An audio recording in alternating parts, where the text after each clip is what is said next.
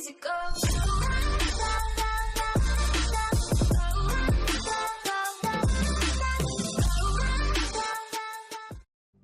Hi guys, this is going to be a prestige solo for the hunter this week. If you're just looking for the run, then skip to the time on the screen. If you want to see my modifiers, weapons, etc., then here you are. But first I'll show you the strike Pacific loot that you're farming for this week from Arms Dealer. So it's the Tilt Fuse Exotic Sparrow. There's nothing special about this Sparrow. It is a good one, however, it does have quick summon on it.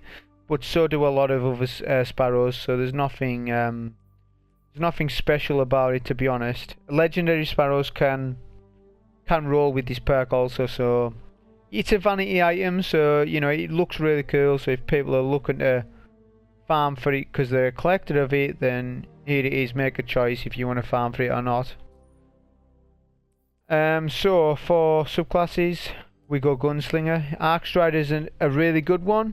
Even Nightstalker is, but I just chose Gunslinger as I wanted to. It's also a good class to do things on safely. So in terms of grenades, we use Swarm, as we're generally using our nade on ads. Not really required to use it on bosses or any high value targets because our power weapon and our super is doing the work. So the nade's there for ads, that's all we're using it for. Marksman's Dodge, we need that. It helps us as well. Gambler's Dodge, you don't need in PvE.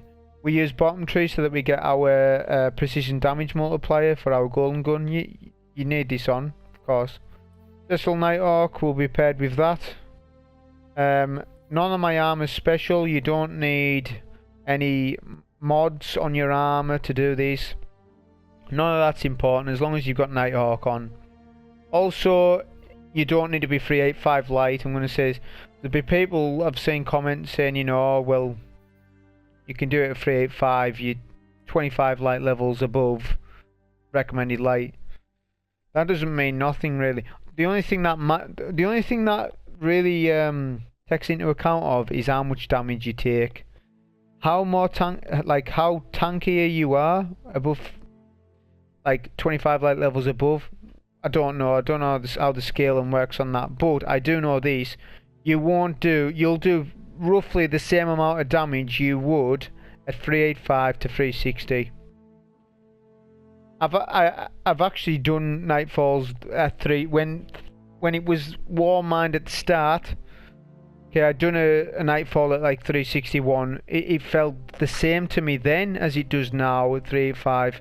You maybe take just a little bit more damage. So for those who are saying they're struggling at 361 light in a 360 light activity, then I'm going to tell you that you'll struggle at 385 as well. That has no bearing on it. The only thing I'd say, like I say, you take just a little bit less damage, but it isn't a lot. It isn't like it's big difference. It might be very small. So yeah, 360 or above, you're allowed. You can solo it. It's only when you're below light where things start to really differ. If you're trying to solo a 350 light, then okay, you're gonna have a bit of trouble with that. As for weapons, we're going double hand cannon, just because we're being a little aggressive. So we've got Coupe, Sunshot. To be honest, you could have run a scout rifle and Sunshot. You can run anything you want. We're not using. It's only on ads we're using our double primaries, so there's no requirement. Basically, what I'm saying is use what you're comfortable with.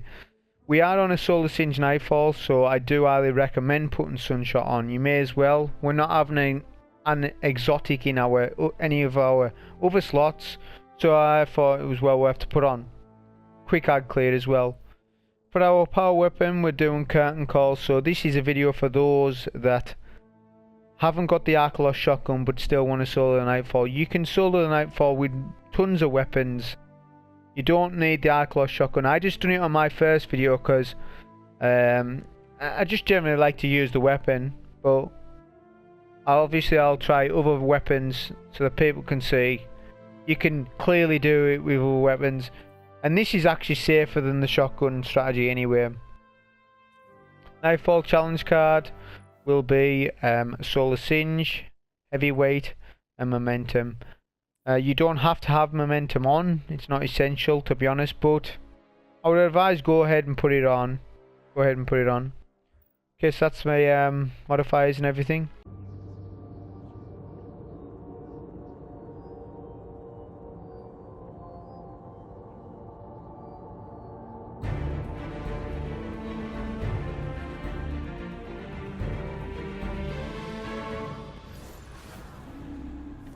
As soon as you spawn in, you want to pull out your rocket launcher and try and get one shot to hit a group of them like that, and one rocket will take them all out. If you're too slow, they'll end up separating up, and it won't work as effective as that.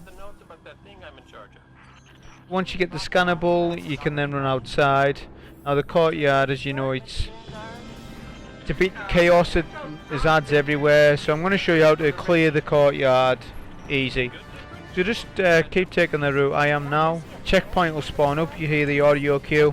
That means you've got the checkpoint. Just jump off when that happens. You've got to jump off after that. You can kill yourself with a rocket, or let the ads kill you as well. I just end up jumping off. That thing causes all the ads to despawn, and you get one ship of Cabal to kill. That's it. That makes this section super easy if it wasn't already. You've only got these Cabal to kill.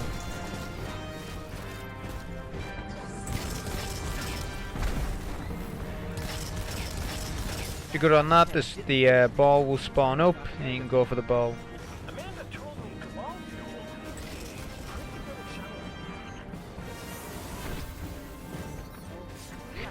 Now momentum does really help out, that's why, like I say, you don't have to put it on, but for this part where you're skipping stuff like this, it's real handy. As soon as you get the spawn, you need to head to the back where the entrance is, as there'll be a key target to kill in there. There's only one key target, but it's advisable to try and kill the mages around him as well, because two things: you need super energy, you need more heavy. So plus the timing on it, you want to be approaching the tank room with a super or close to a super. Of course, we skip all the ads in this room. No need to kill them, no requirement here. Yeah, so this gunslinger run is just more of a safe, easy run where if you run this Nightfall 10 times, you will get a completion 10 times with these strategies. Whereas with the shotgun strategy, you might have to spend a bit of time getting used to it, how to one-phase the boss, and there's a bit of RNG with it, whether he stomps you off the map or if he kills you off the map, depending on what burn you're running. Whereas rockets, it's simple. As long as you're accurate and you hit all your rockets, then you're good. Yeah, so I missed my jump on there, unfortunately, but this way that I'm taking right now is a better way, to be honest. Yeah, you can spawn your sparrow up at that point, so you're skipping all that, of course. And we're coming to the tank room, so we have two scannables to get. I go right first. You don't want to go left first, because we need to be over the left side for when the tank spawns. There's two tanks, of course. You only kill on one tank. You get the first scannable and then you head over left side.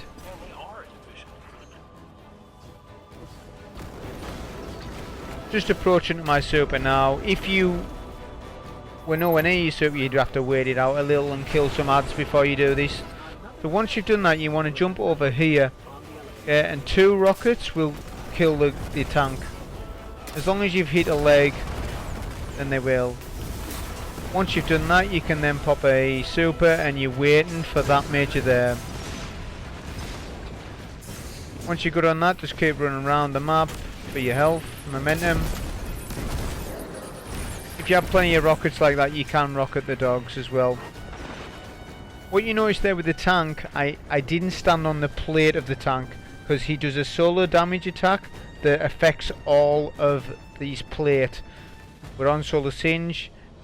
it's going to do damage to you. Not only that, it can knock you off the plate.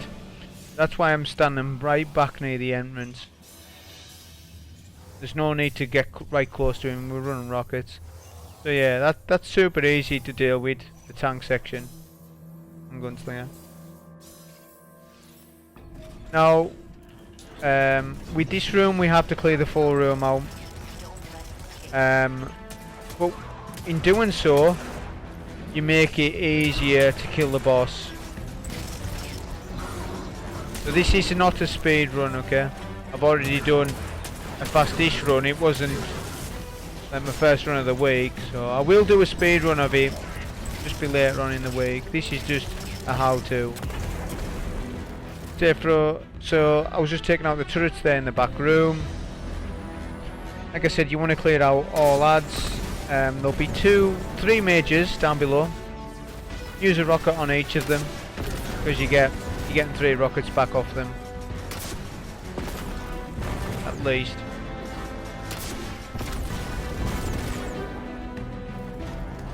Plus we want to build up a server, which once you've cleared out the room, you're gonna have the server guaranteed. So the next set of turrets have spawned up. You can start taking those out.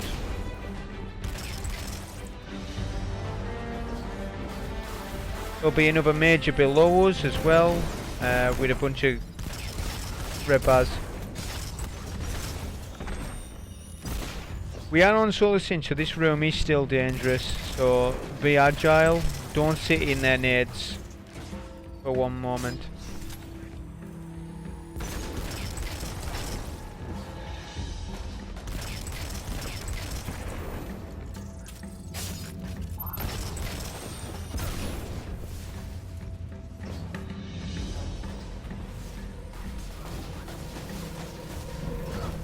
Always weigh up how many heavy bricks you got on the floor. So I noticed I had one, so I'm good to use a brick on this on this major.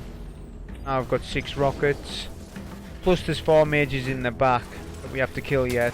So feel free to use a lot of rockets actually, but make sure that once all ads are dead, that you have 6 rockets and at least 1 to 2 rockets on the floor.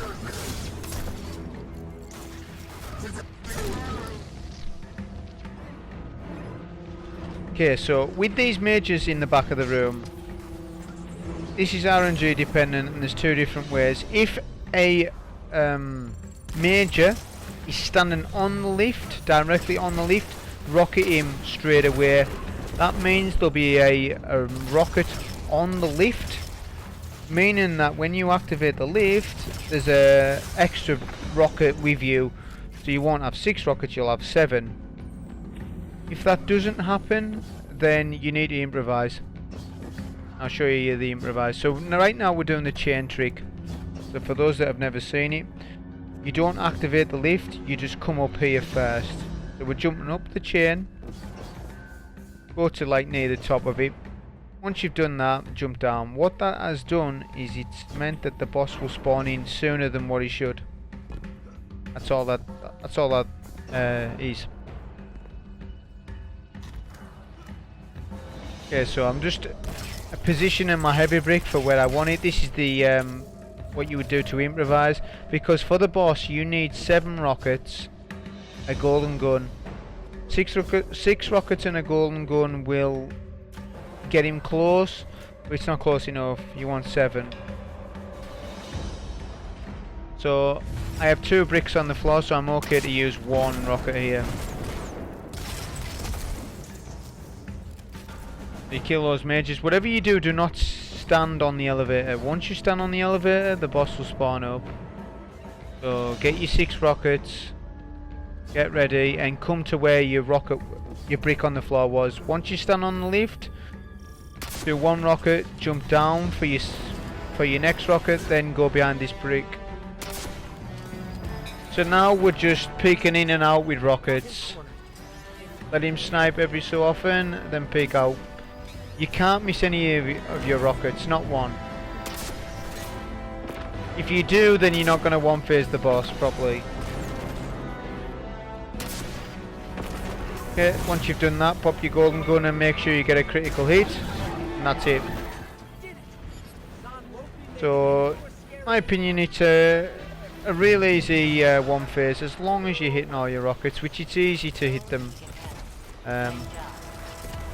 You just need to time his snipe. So when after he snipes, do a rocket. Let him snipe, then do a rocket. And there we go. I got the tilt for you. So there's another video proof. High score runs, they don't mean nothing. This is not a high score run, and I got the drop there. So yeah, that was a run on the Gunslinger Hunter. Hope you enjoy. Thank you.